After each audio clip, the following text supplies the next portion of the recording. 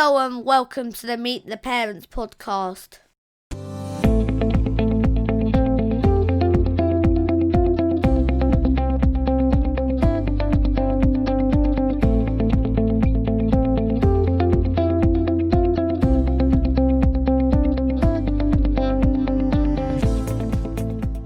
Hello and welcome to episode 43 of the Meet the Parents podcast, and another 30 minutes or so of conversation from some of your favourite parent bloggers. I'm Tim from Slouching Towards Thatcham, and this week I'm being joined by Mark from Best Dad I Can Be and Simon from Man vs Pink. Good evening, gents. Good evening. Good evening to you. So this week it's half-term across much of the country, although not in Mark's neck of the woods, as we've just established. But it is also Valentine's Day this week, so we're going to talk about both of these. So this week, schools have broken up for half-term across many parts of the UK, which means 5 days of no school uniforms for the kids, and 5 days of keeping the little devils, darlings, entertained for parents who may end up thinking they need a holiday from this holiday themselves. So for our kids, after 6 weeks of school, we always find that they're exhausted, grumpy, and in need of a little bit of downtime. So our kids certainly need a break from the classroom. Half terms for us tend to be a bit of a mishmash. My wife has one non-working day a week and will sometimes take an additional day off too. I'll usually take a day off at some point during the week, and the other days the kids will spend either at holiday club, which isn't cheap when you've got 3 kids, or sometimes either Cara or the boys will go to stay with their grandparents because we're not so cruel as to inflict all 3 of them on my parents at the same time. So Simon, how's your daughter at the end of half a term? Do you find she needs a bit of a rest, or is she raring to get out and do stuff? Well, yeah, so far she only started school last year. So this is still kind of new to us, the school holiday, and it's only our second half term. And she's not really one to be tired at the end of the day. And I've not really noticed it either at the end of half term or anything. She really loves school. So that's one thing, that she's not kind of chomping at the bit for it to finish. I've noticed, I think she likes the lack of structure. That's the kind of holiday to her, almost. She doesn't have to get up at a certain point and put on the same clothes, and just not having, the same plan every day, and, we can do other things. And she's got the added bonus this week of her mum being home as well. So, Mark, I guess half terms are almost a thing of the past for you now, but can you remember what they were like when your kids were of primary school age? What sort of things did you get up to then? The main thing we used to do at February half term is we very often went away. We used to go to Centre Parks nearly every year, and February half term seemed to be the time that we went, and I used to really, really enjoy it. In fact, I really miss Centre Parks. So I hope they're sponsoring the podcast for you, Tim, after those 2 plugs. So we quite often used to go away at this February half term. The thing I most used to enjoy about half term was I liked the downtime. I liked not having to get the kids up at a certain time. I liked not having to say, have you done your spellings? Have you done your history homework? Sort of, I was ready for a day off, a week off, In terms of tiredness, we used to find that the kids were most tired at the end of the Christmas term. They were exhausted at the end of the Christmas term. But sadly, I have to confess that February half term, it was more about me being selfish and not having to help with English essays and stuff like that I really enjoyed. So it's not just the kids that like the lack of structure for during a half-term week? Quite so, yeah. Did you find that things changed significantly once the kids hit secondary school age? Yeah, absolutely. They're completely able to take care of themselves. Alex now, he'll spend it either studiously revising for his A-levels and catching up on any work he's missed, writing practice essays and that sort of thing, or B, with his girlfriend. And I suppose this is the last real half-term of freedom for him, isn't it? Because by summer half-term, it'll be exam season. Yeah, absolutely. It's actually quite a big moment for us as well, because it's his February half-term of his last year at school. Then he's got the Easter holidays. Then he's on exam leave because of the subjects he's doing. all his A-level exams are in May. He's close to finishing school, which is just ridiculous. I mean, I started writing about Alex when he was 4 years old, and here he is on the cusp of finishing school. I mean, it's ludicrous. What A-levels is he taking? He's doing 4. He's doing history, philosophy, sociology, and law, and he's hoping to read history at university. Thinking back to my teens, I can remember when I was a teenager, half-term and school holidays were very much me time back then, because my dad was at work all week and my mum worked night shifts as a nurse. So half-terms for me would involve, looking after my younger brother, but otherwise I had entire days to do with as I pleased. So I might curl up with a book, and yes, I was that nerd. Or occasionally go into London to the old giant HMV on Oxford Street. So record shops, remember them? Yeah, flicking through records. Yeah. And Simon, coming back to you, what about those years before your daughter started school? Did you find that half term had much of an impact on your normal weekday routine, and did half term make you do anything different as a result?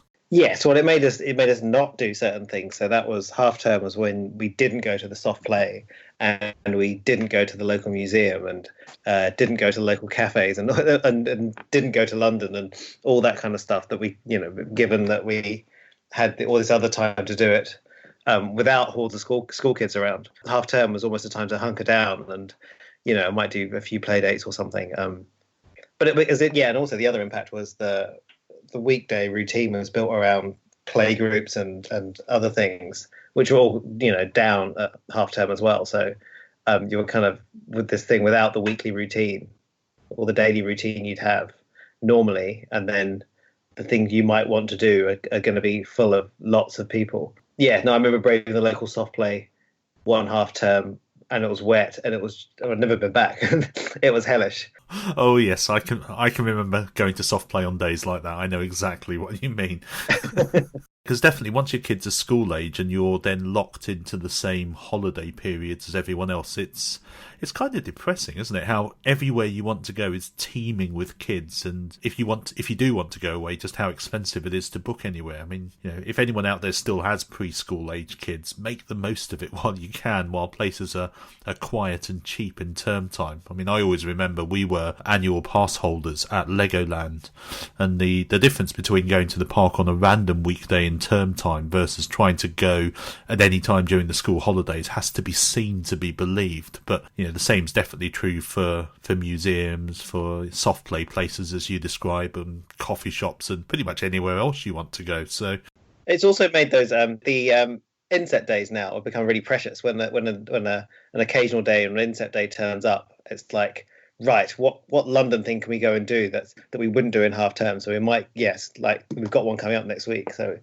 me and my daughter are just trying to figure out how best we can use this precious resource of an inset day to our advantage. Yeah, it is that one magical day, isn't it, when you're just slightly out of sync with everyone else. Yep. I tell you what's nice as your children get older.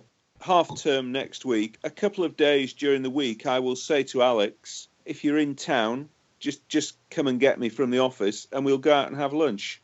And that's a really nice thing to do as your kids get older. That's real one-on-one time with one of your children, and that's something that I really like doing as my children have got older. So something to look forward to.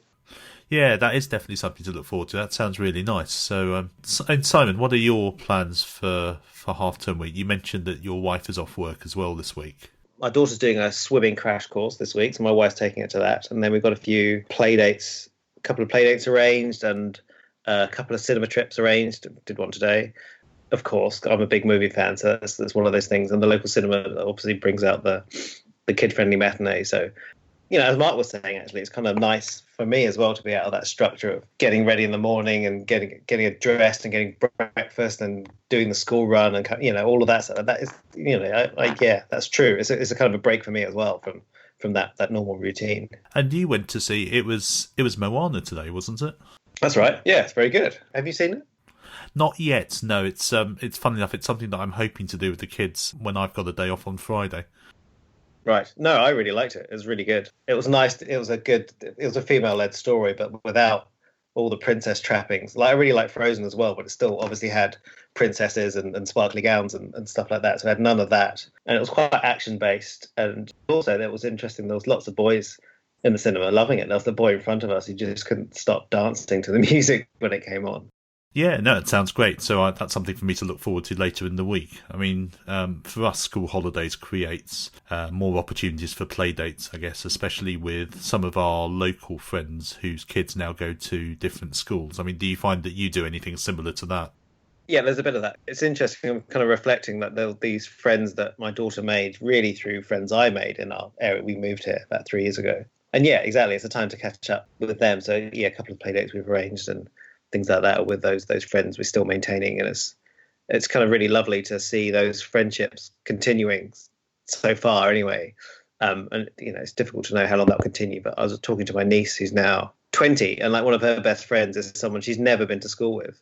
It's always been through their mothers made friends and they stayed friends through that. So it's kind of interesting and nice to know that can happen. Yeah, and I guess as Mark, as you've mentioned, a lot of people also go away, don't they? Whether it's skiing or centre parks or often somewhere where the weather's slightly more clement than the UK generally is in February. So centre parks, we were always quite lucky at centre parks. Even if it's cold at centre parks, there's great things to do there. And the kids absolutely loved it. I mean, yeah, happy days. I really miss that. As I've said already, I usually try to take one day off to do something, so I've got Friday off this week, although it is a bit trickier than it used to be now that we've got all 3 kids at school and therefore on holiday at the same time, whereas in the past it used to be just 1 or 2 of them, which made it a bit easier to do days out.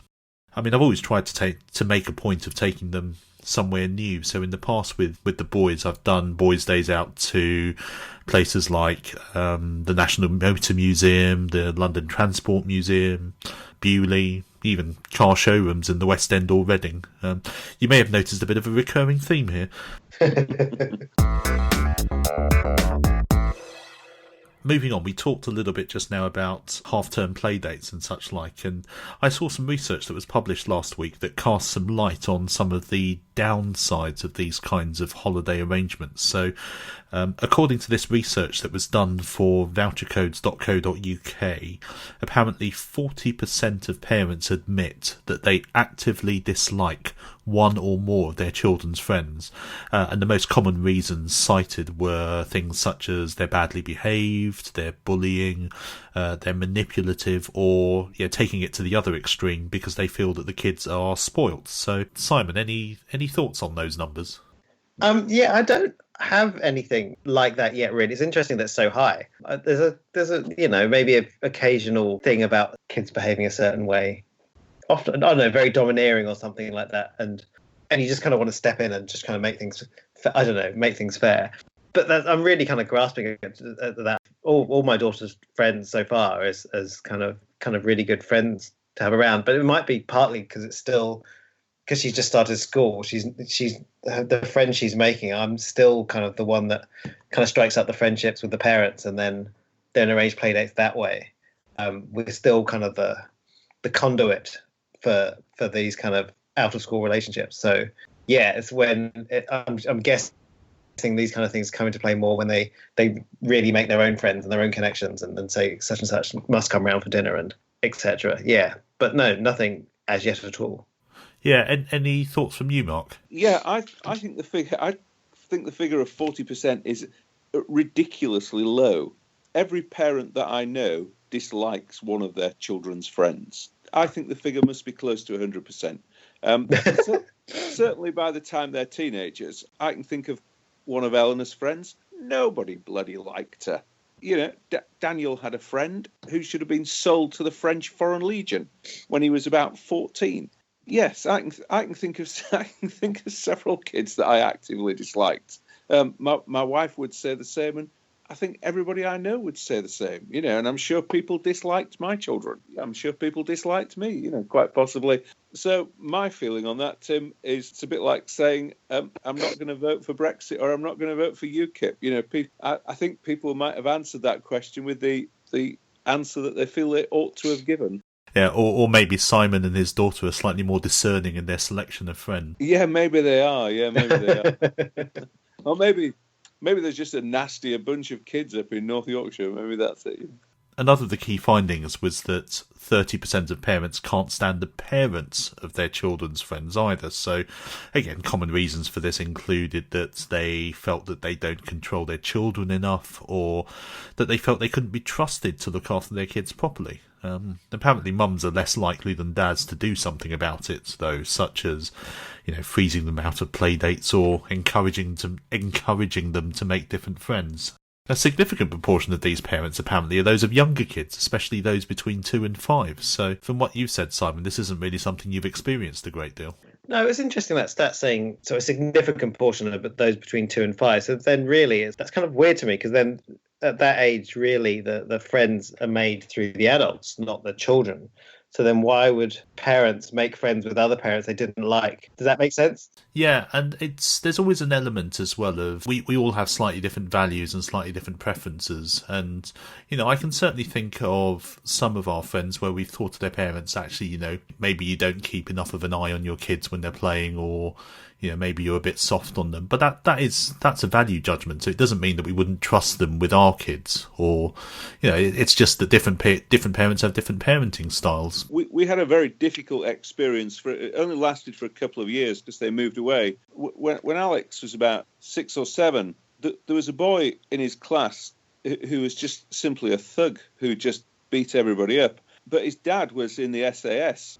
And of course his dad had just encouraged his son to behave like this, and nobody dare say anything to his dad because he was a trained killer. But fortunately he moved away, so I didn't even dare write about it. I never wrote about it on the blog, just in case somebody came through the bedroom window in the middle of the night. The thing that I used as the kids got older with regard to parents of other children was did they have the same values as us? I remember Daniel going round to somebody's house when he was about 13 and coming back and saying, we watched a film, well, what did you watch? Well, they let James watch 18s, and I was more than a little uncomfortable with that, Well, that's really interesting, because I'm thinking back to my childhood, and my parents were really strict about what kind of films I could watch. And as I've mentioned many times, I'm a big film fan, and I really remember those parents that were more permissive and did either they knew what we were watching in the afternoons, or even sitting there in an evening watching. I remember being 11 or 10 or something, we were watching An American Werewolf in London, and I'm like, there's no way my parents would even I consider such a thing. But it's still a great movie, and it's a really strong memory. And a couple of other ones, like watching Alien or Mad Max films, or other ones, that I shouldn't be watching. And I'm a complete hypocrite in the sense I'm sure that I would not be wanting my daughter to do that. But then, having said that, she's only 5 and she's watching 12s quite regularly now. So I can only imagine I'm going to scale that up. And that's a really interesting topic, Simon, because I know you've written about that a fair amount before, and maybe that's something that we need to come back to in a future episode. Going back to what you were saying with your SAS child, Mark, I don't think we've not experienced anything quite that bad, but I've certainly come across a lot of parents, not parents of any of our kids' friends, I hasten to add, but we've certainly come across parents who would let their kids run riot in soft play places, and then have a go at you when you gently intervene after they've hurt your child or someone else's child, and they will naturally assume that it's anyone's fault but theirs, because invariably they'd have had no idea of what had happened because they were too busy gossiping with someone else or playing Candy Crush on their phones or whatever it is they do. So I'm not a big fan of helicopter parents either, but at least they're not completely disowning responsibility for their kids, and I think those are the kind of parents that I do tend to steer our children away from. The other thing, that not controlling your children in restaurants used to upset me, make me cross. Letting your children run round restaurants and things like that is not acceptable in my view. Yeah, that's always a tricky one, isn't it? But yes, I imagine there's a lot of that happening this half term. So on that note, as we record this, we're 1 day into half-term holiday for much of the country, 4 days to go. If you don't hear from us again, please send a rescue party. And wine. Lots of wine.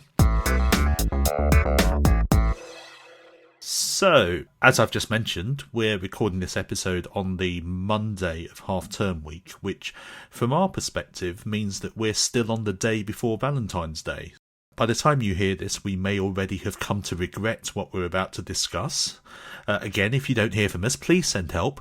But let's talk about our plans for Valentine's Day anyway. So, chaps, what if anything, have you got planned for tomorrow? Simon? Nothing. Nothing. It's something I guess I've always been pretty cynical about. I'm not offering any sort of insight into this. It's like the same thing people always say. It's, oh, you love your partner, then that's something you should show all the time and not just kind of concentrate into this one day. And then why should you do it that one day? Well, it's because then you'll buy heart-shaped teddies and cards with hearts on them and special Valentine's themed ready meals at supermarkets and whatever else going on, or pay for overpriced restaurant booking or something. It's not something we've ever really engaged in at all. I think what we would normally do is make sure we'd have a meal together that night, but even then tomorrow I think we're having a joint family evening meal anyway, so that's not even happening in the same way.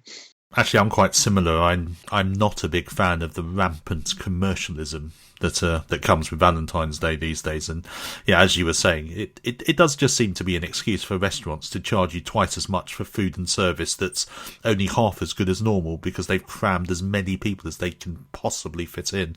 And again, as you mentioned, while I appreciate the sentiment of trying to have one special day to demonstrate your love, then I'd be more concerned with showing it on the other 364 days of the year as well. So, like you, we won't be going out for dinner, not least because we'd have to shell out for a babysitter just for the privilege of doing that.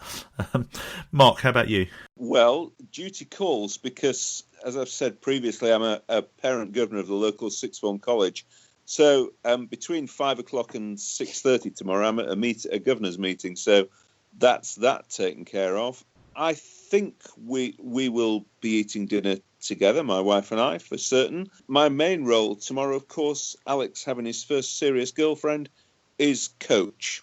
And my wife and I have been wondering how the relationship is progressing and what will he be buying her, what will she be buying him. So I did give him a lift into town at the weekend and tried to find out what he was buying, but I'd have had more chance if I'd borrowed Vladimir Putin's phone tapping equipment. My main role tomorrow, as I say, coach and spectator. Now that's proper romance, that is. Yeah. It's lovely, And do you guys have any kind of prearranged agreements or annual rituals? I mean, my wife and I have basically a cards but no flowers or chocolates type of rule. But do you guys do anything in particular? My wife always gets a cup of tea first thing in the morning. I'm a good husband in that regard, in that I always take her a cup of tea first thing in the morning. I might wander out into the garden and see if there's a rose growing in the garden, something like that. But she's away tomorrow. She's got to drive up to Darlington tomorrow, so it's a fairly early start. So I suspect she may not be feeling hugely romantic at the prospect of a 70-mile drive and getting up at 6 o'clock in the morning. Yeah, I'm not sure I'd find anything in our garden other than weeds, which probably wouldn't set the right tone. How about you, Simon? Anything in particular that you do? Well, we're not doing it tomorrow, actually, but normally we would try and make sure we have a nice meal together, as in not something out of a packet that we might normally have midweek or something. But it's slightly different tomorrow. It's half term, wife's home anyway, so we have like a nice family meal. We don't normally do them during the week. Yeah, I mean, we're not doing anything in particular tomorrow. I mean, I have to admit, there are some years when we just both decide that we're too tired to do anything and just get a takeaway in. But this year I bought a couple of large steaks, so that will do us just fine with a nice bottle of wine tomorrow night. It's been years since we went out to eat for Valentine's Day. Not least because, as I've said, that requires a babysitter and a degree of planning and organisation that's way beyond me at the moment. So, I mean, Simon, do you find that Valentine's Day now is any different with kid versus how it was pre-kid? Well, yeah, I mean, the thing I've noticed now with kid is how much they try and involve children in Valentine's Day, and it's slightly weird to me that. So I remember, like, before at playgroups and stuff like that, they do crafts for sending Valentines to parents, and generally, I'd be at play groups with stay-at-home mums, or it would be au pairs and the like, and they'd be often, they'd be making Valentine's card for the daughters for the dad, or the sons for the mothers. Yeah, I just find that weird. This kind of parent-child engaging in Valentine's cards giving thing. You've written about that in the past as well, haven't you? I have, yeah, and I share it. I wrote it a couple of years ago, I think, and I tend to reshare it every Valentine's Day because it's interesting. Because you get, there's people who say, "Oh yeah, I agree with you 100%. It's terrible," and others saying, "No, you're wrong. It's a lovely day. I love, sharing Valentine's cards with my children." And actually, often I probably have as many readers in America as I do in Britain, and it's generally from America. You get the pro parent-child Valentine's thing. I don't know why. I mean, maybe it's just a more established thing over there of having Valentine's themed things. I always get the impression that Valentine's and the other kind of key holidays are much more embedded in American culture than they are in British culture. I mean, you only need to watch American TV to know that you have the traditional seasonal episodes of things, don't you? So you have the Valentine's Day episode and the Halloween episode and the Thanksgiving episode and the Christmas episode. So it does seem to be much more a part of their culture, and particularly a part of their commercial culture than it is here. Although, but like Halloween, you're seeing that coming in here increasingly as well. Oh, Halloween is a month-long commercial festival now, isn't it? And Mark, how about you? I mean, have you found that the nature of Valentine's Day has changed that much for you now that the kids have grown up, other than now that you have to act as a shopping advisor and coach? Valentine's has never been a huge thing in our relationship. I mean, like you've said, your relationship's a 365 thing as opposed to one day of the year. Much more significant for us, our wedding anniversary is in early March. So that tends to negate Valentine's Day anyway, because you're thinking about your wedding anniversary. It's also quite often Valentine's Day has clashed with the February half term, and therefore when the kids were younger, you were away doing things. I guess as the kids have got older and we've had more freedom to do things, I prefer impromptu decisions to go and eat out, or just the freedom to go down to the pub for a drink, without it being particularly significant on February the 14th. Yeah, it's difficult now. I think it's Valentine's Day by its nature is so much less personal, especially when you compare it to something like a wedding anniversary, and it's very difficult to do anything spontaneous on Valentine's Day, given that everyone else is trying to do the same thing as well. Yeah, yeah, exactly. So there you have it. It's not that any of the three of us can't be bothered about Valentine's Day. It's just that we don't believe that expensive meals out and presents are the ways to our wives' hearts. For us, a home-cooked meal in front of Call the Midwife is generally more than enough. So before we go, what have you guys been up to the past week or so? Mark? Well, apart from my coaching, life coaching and romantic coaching role, I'm just still trying to get my book written. Walking the dog in the freezing cold. The wind off the North Sea on the cliff top has been quite remarkable this past week. So trying to stay alive has been a big priority. But mainly trying to get the book written, which is due to be published at the end of April. So that's my main focus, aside from work and buying my wife a dozen red roses. And Simon, how about you? The highlight was, one of them was seeing Moana today was finally, and it's been out for a while, but because we live out in the sticks with a local rep cinema, it takes a little longer for movies to come here. And yeah, no, it was great. It's kind of the kind of things I've been writing about with strong female protagonists, and a lack of the princess trappings and all of that stuff that Disney's kind of famous for was lacking in this, which was great. I really enjoyed it. It's interesting coming from, because we lived in New Zealand. I lived in New Zealand for 4 years. My wife's from there, and the film's set in the kind of around the Pacific peoples. I kind of have a different perspective as well. I know there's a big dialogue around about cultural appropriation in their culture generally, and I know it's kind of gone down slightly differently there. But I noticed a lot of like New Zealand voice cast on there, so they've tried at least some way to be appropriate to the culture that they're depicting on screen. Yeah, so that was great. And then and very sad. But the other highlight of the week was getting the RAM upgraded on my laptop, I didn't realize what a source of stress this thing was in my life. And when it happened, I'm like, oh my goodness, it's easy to use again. This is what it's supposed to be like. I remember reading about that and kind of punching the air on your behalf. Geek that I am, I thought, oh yeah, that's something to get really excited about. I maintain that's the big highlight of the week. As for me, it's been a pretty good week actually. I mentioned at the end of last week's episode that we were facing up to triple parents' evening, but all went well. The boys both got good reports, while Cara did as well. Although we had to laugh when her teacher said to us, she can be a bit bossy sometimes, can't she? Which I think qualifies right up there as understatement of the century, alongside the Antarctic. That's a bit cold, isn't it? I was also back in London at the weekend to meet up with Prabs from Absolutely Prabulous and Helen from Just Saying Mum. They're filming a series of blogger interviews which they're calling Bloggers Cafe, and they asked me along to talk about my views on stats and rankings, so watch out for that at some point in the next couple of months. And last but by no means least, today is actually the 10th anniversary of my first ever blog post. Oh, congratulations. Happy birthday me. Please feel free to celebrate by sending me cake or observing a minute's silence, whichever you prefer. And that's it for another episode of the Meet the Parents podcast. We'll be back next week, but in the meantime, here's where you can find the three of us online. Mark? I'm at bestdadicanbe.com and on Twitter at bestdadicanbe. And Simon? Man versus Pink, Man vs Pink, .com, and on Twitter, Instagram, and Facebook. And I'm at Thatcham Dad, and my blog is slouchingtowardsthatcham.com. So you can download this podcast on iTunes and on Android devices, from our website at meettheparentspodcast.com, and via a variety of podcasting apps. If you don't already, do please follow us on Twitter at Parents Podcast or Facebook at facebook.com/meettheparentspodcast. So thanks for listening, and do please join us again next week. Good night.